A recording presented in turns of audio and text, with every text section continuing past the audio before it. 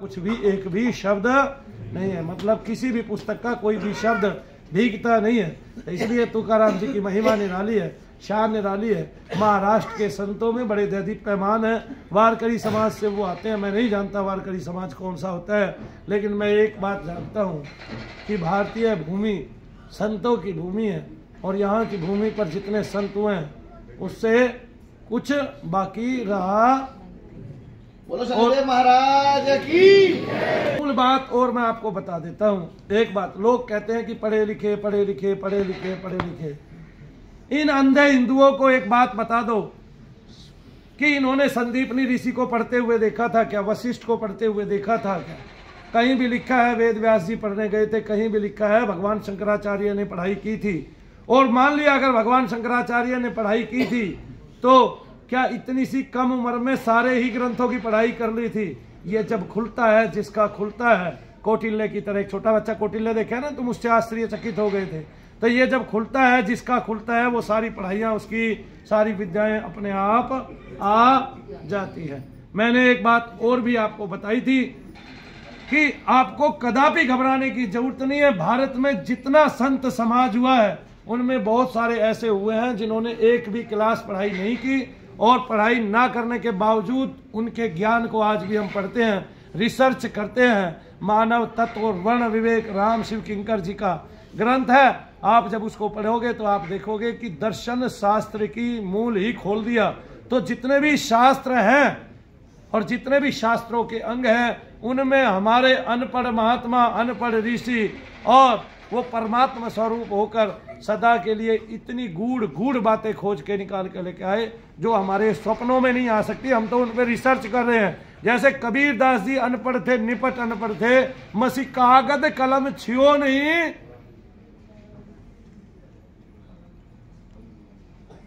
कागज और कलम जिन्होंने कदापि छुआ ही नहीं था, उनकी रिसर्च होती है। कहाँ रिसर्च होती है? पीएचडी में। कहाँ रिसर्च होती है? बचपन से पढ़ते आते हैं। तो फिर ये गौरव है भारतीय संस्कृति का, सनातन संस्कृति का।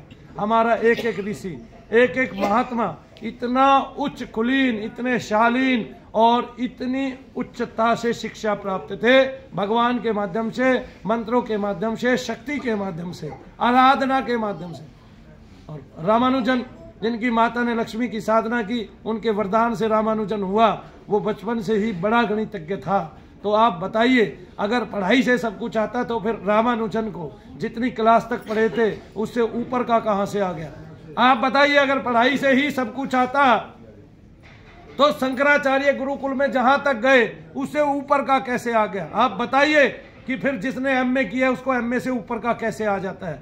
आप बताइए, राम शिव किंकर जो दर्शन शास्त्र के लिए डॉक्टर वैनिस के पास गए, जिन्होंने हमारे बीएचयू पर कब्जा किया हुआ था, और वहां पर अपने वो छोड़े हुए थे, टीचर अध्यापक छोड़े हुए थे जो हमारे उस पर रिसर्च कर रहे थे। तो फिर दर्शन शास्त्र सीखने के लिए वो गए थे राम शिव किंकर, और एक दिन डॉक्टर वैनिस राम शिव किंकर से दर्शन शास्त्र सीखने के लिए आए, क्योंकि वशिष्ठ मुनि, अगस्त मुनि, जब सीधा अगस्त या वशिष्ठ मुनि के पास दर्शन शास्त्र था, इनमें से कोई से एक ऋषि के पास। और जब वो उनकी खिड़की से आर पार होकर जब वो रोते रहे रात भर और उनके सिर पर हाथ रखा, तो संपूर्ण दर्शन शास्त्र का ज्ञान उनको तुरंत ही हो गया।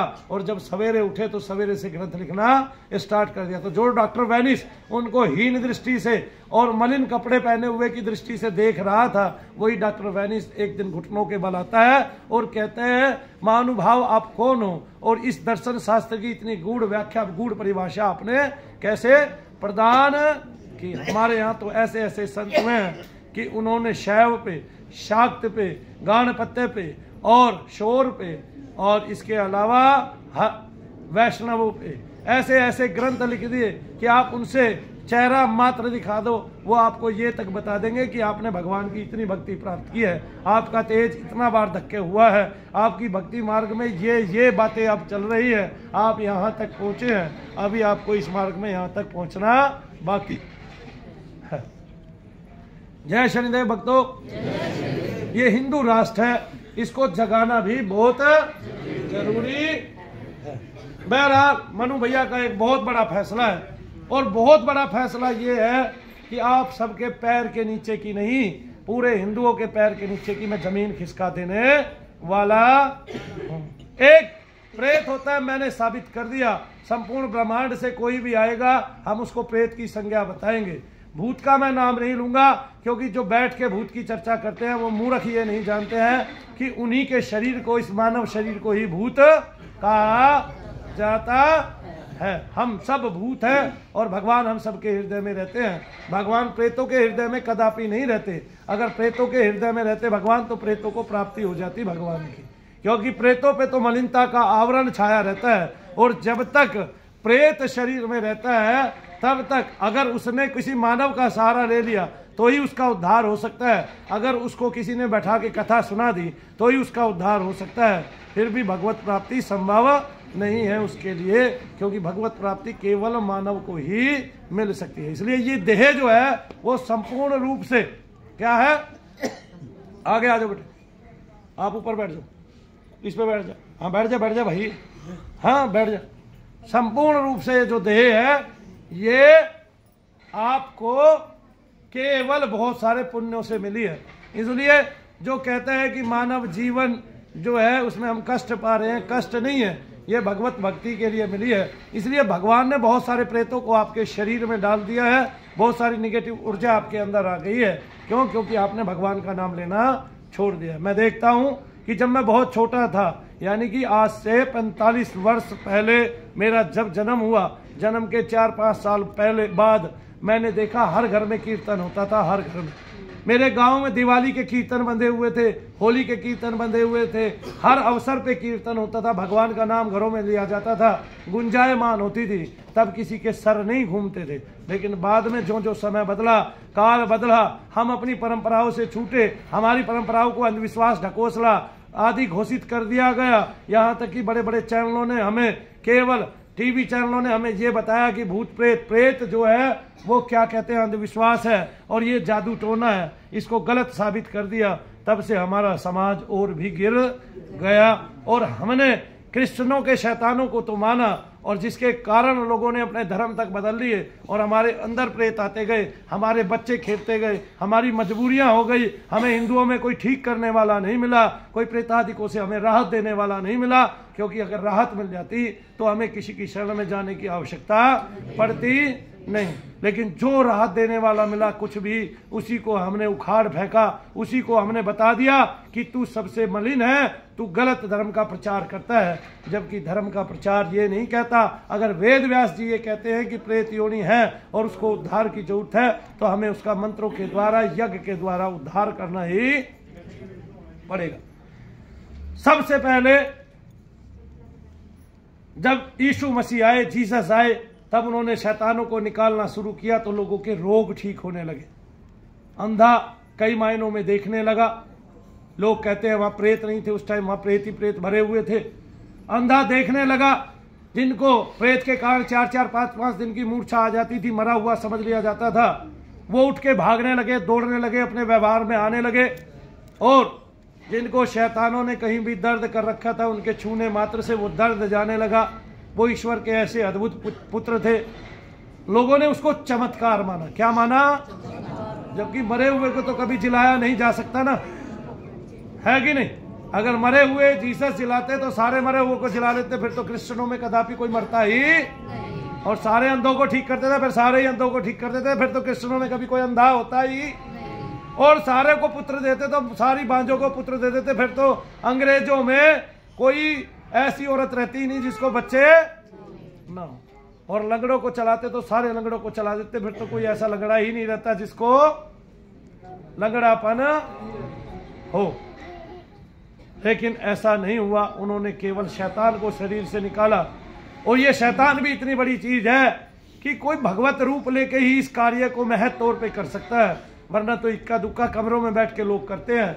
और जब कमरों में करते हैं तो वो खुद भी इन्हीं चीजों से घिर जाते हैं। इसके नमूने मेरे पास बहुत है और पूरे भारतवर्ष से ऐसे लोग हमारे पास आते रहते हैं जो दूसरों के प्रेत निकाला करते थे, आज उन्हीं पे प्रेत चढ़ गए हैं। तो जागो हिंदू, जागो। ये हिंदू राष्ट्र है, ये सभ्यता का राष्ट्र है, ये संस्कृति का राष्ट्र है, ये मानवता का राष्ट्र है और ये अहिंसा का राष्ट्र है। अहिंसा परमो धर्म, और ये धर्म रक्षेति रक्षिता, यानी कि हमारा धर्म सब धर्मों की रक्षा कर सकता है। इसलिए सभी धर्म इस भारत में रहते हैं, फलते फूलते हैं। आपने देखा होगा कि जब भारत का एक टुकड़ा हो गया, पाकिस्तान के रूप में बस गया, तो वहां पर लोगों में आग जनी और किस किस तरह की वारदातें होने लगी। आज आप देख रहे हैं कि उसका अस्तित्व ही नष्ट होने जा रहा है और कगार पर है नष्ट होने के। और इतना कर्ज उन लोगों के ऊपर है कि उनका बाल बाल बिंधा हुआ है, वो बस रोटी खा रहे हैं। इतने कर्जे में ऋणी होकर राष्ट्र अगर जीता भी है तो उसका जीना कोई जीना है नहीं है। इससे अच्छा तो उसका मर जाना है डूब कर पानी में। आया समझ में? अगर कोई राष्ट्र इस कदर ऋणी हो गया तो इसका मतलब उसके राजाओं ने राज ठीक नहीं किया, आगे ना उन्होंने अपनी प्रजा पे कदापि ध्यान नहीं दिया, जैसे भारत राष्ट्र में होता रहा। आज भी बड़ा फल फूल रहा है आपका राष्ट्र। कुछ भी हो, हम सबके काम हो रहे हैं, हमें रोटियां मिल रही हैं, जबकि वहां से कितने गुना पब्लिक हमारे पास ज्यादा है। अगर वहां 25 करोड़ आदमी हैं तो यहाँ पे 150 करोड़ आदमी हैं, आगे ना लगभग 1.5 अरब के लगभग। और हम लोग सब स्वस्थ भी हैं, फल फूल रहे हैं। कोरोना जैसी बीमारियों को धता भी हमने बताया है और हमने अपने राष्ट्र को मजबूत भी बनाया। लेकिन ये ढोंग ढकोसला है ही नहीं, ये कदापि ढोंग ढकोसला और अंधविश्वास नहीं हो सकता। प्रेत है, इसकी सत्यता का प्रमाण आप दुनिया भर के मंदिरों में जाते हैं, दुनिया भर की मस्जिदों में जाते हैं, दुनिया भर की चर्चों में जाते हैं, लेकिन वो निकलता कदापि है नहीं। इनको बाहर बैठा दिया जाए जिनको हाजिरी आ रही है, इनको बोलो बाहर बैठेंगे, हाजिरी आ रही है ना, इनके साथ वाले इनको बाहर ले जाओ, ले जाओ, हाथ पकड़ के बाहर ले जाओ। इस तरह से हमने अपने राष्ट्र का संवर्धन करना है, अपने राष्ट्र का वर्धन करना है, अपने राष्ट्र की चेतना को वापस लेके आना है। जो धूमिल हो गई है हमने उनको बताना है प्रेत बाधा है।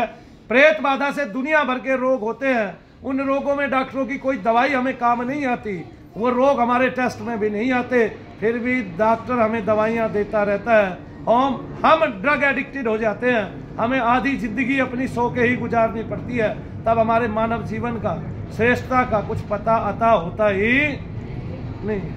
इसलिए जब आप प्राणायाम सवेरे करेंगे, शाम तक स्वस्थ रहेंगे, मन भी स्वस्थ होगा, और जब आयुर्वेद का सहारा लेंगे तो आपको किसी भी तरह के दोष नहीं लगेंगे, आपका शरीर भी स्वस्थ रहेगा। और जब प्रेत आदि के कारण जो आपको भयंकर से भयंकर कैंसर आदि तक की भी बीमारियां गिर जाती है और आपको टीबी आदि की। एक लड़की मेरे पास आती है, मेरे गांव के पास की है, दौलतपुर की, अभी भी है, अब खूब मोटी ताजी है।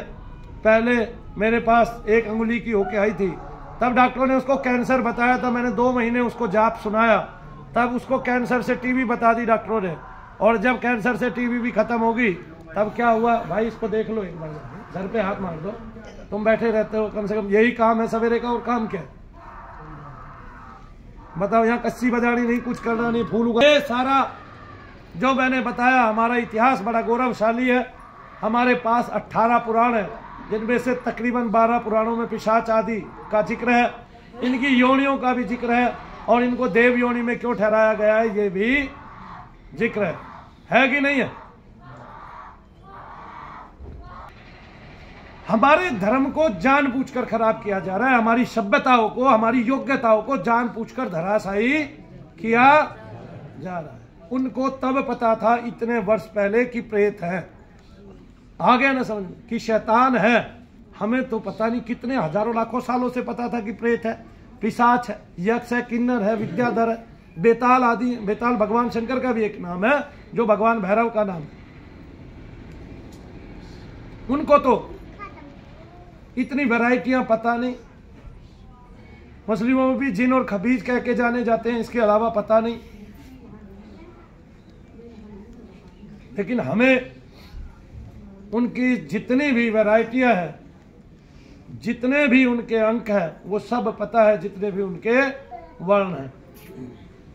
बोलो शनिदेव महाराज की जय, बोलो परम पूज्य मनु भैया जी की जय, बोलो परम पूज्य गुरु माता जी की जय। हम बताते आए कि प्रेत होता है और प्रेत का उद्धार किया जाता है गया जी में, बालाजी में। इसके अलावा उसके नाम के जप किए जाते हैं, राम रक्षा स्तोत्र का पाठ किया जाता है, हनुमान चालीसा पढ़ी जाती है। 500 वर्षों से तो यही हो रहा है। है ना।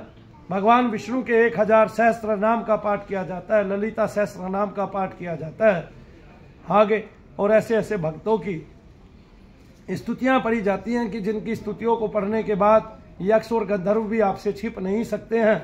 जैसे पुष्प दत्त की जो स्तुति है भगवान भोलेनाथ के लिए, भगवान हरि के लिए, उसको भी पढ़ा जाता है। इस तरह से हमारे पास बहुत सारा मैटर और बहुत सारे तंत्र ग्रंथों में भी जो भगवान भोलेनाथ के द्वारा कहे गए हैं, तंत्र के बहुत सारे अनुच्छेद किताबें, वहाँ भी भूत प्रेत निकालने के, प्रेतों को निकालने का, प्रेत उद्धार का बहुत ही मंत्र बताए गए हैं, और अपने रक्षार्थ भी बहुत सारे मंत्र बताए गए हैं, तांत्रिकों से बचने के बहुत सारे मंत्र बताए गए। जो जादू टोना करते हैं उसका भी बहुत मंत्र बताया गया। मैं तो ये कहता हूँ जब जादू टोना कानून है तो सुहानी शाह भी तो जादू ही कर रही है ना, उसको भी पकड़ लेना चाहिए। भाई एक जादूगर को आप बुला के टीवी पे दिखा रहे हैं बार बार बार बार बार बार, तो जो जादू कर रहा है उसको भी पकड़ लेना चाहिए। फिर जो हमारे जादूगर सम्राट है उसको भी पकड़ लेना चाहिए। जादू टोना कानून है। टोना क्या होता है? टोटका टोना होता है, ये जादू टोना होता नहीं है, क्योंकि जो जादूगर है वे विशेष रूप से उकताए हुए लोगों का और मन से भारी लोगों का, और जिन लोगों के घर में खुशियां नहीं है, कष्ट है, उन लोगों का जादूगर तो मनोरंजन ही करता है। जैसे सुहानी शाह केवल मनोरंजन ही करती हैं, उनसे किसी का भला नहीं होता है। क्या करती है? लेकिन पंडोकर सरकार से, बागेश्वर धाम से लोगों का भला होता है, कल्याण होता है। वो मनोरंजन के साथ लोगों को जोड़ते हैं और जोड़ के उनको आध्यात्मिक बातें बताते हैं, अपने ऋषि मुनियों की बातें बताते हैं। विनोद में वो उनकी बातें बता के आपको धर्म की आड़ में लेते हैं, धर्म की यानी कि अपनी संस्कृति आपको बताते हैं, उसका महत्व आपको बताते हैं, आपको जीवन जीने की राह बताते हैं, ठीक है ना। और ये राह अब संत नहीं बताते हैं। कौन नहीं बताता है? संत पड़े रहते हैं, सोते रहते हैं, खाते रहते हैं। मैं कह रहा हूं, मनु भैया कह रहे हैं, सिद्ध करें। पंडोखर वाले का नाम है, बागेश्वर वाले का नाम है, मनु भैया का नाम है। ऐसे में कोई शैतान भी राज कर रहा है, उसका भी नाम है करौली कानपुर में, जो एक आदमी को देखने का 2.5 लाख रुपए तक लेता है, 3 लाख रुपए तक लेता है। आगे ना, जिसका व्यापार ही, उद्देश्य ही केवल भारतीय जन्मभूमि से, जनमानस से पैसा खींचना है, लोगों को और गरीब बनाना है, कष्ट में डालना है। आप यहाँ आ जाओ, यहाँ से भी होगा, हमारा तो यहाँ से भी चल जाएगा। उनको सामने रहने दो, फ्रंट में रहने दो, है ना, कैमरा वो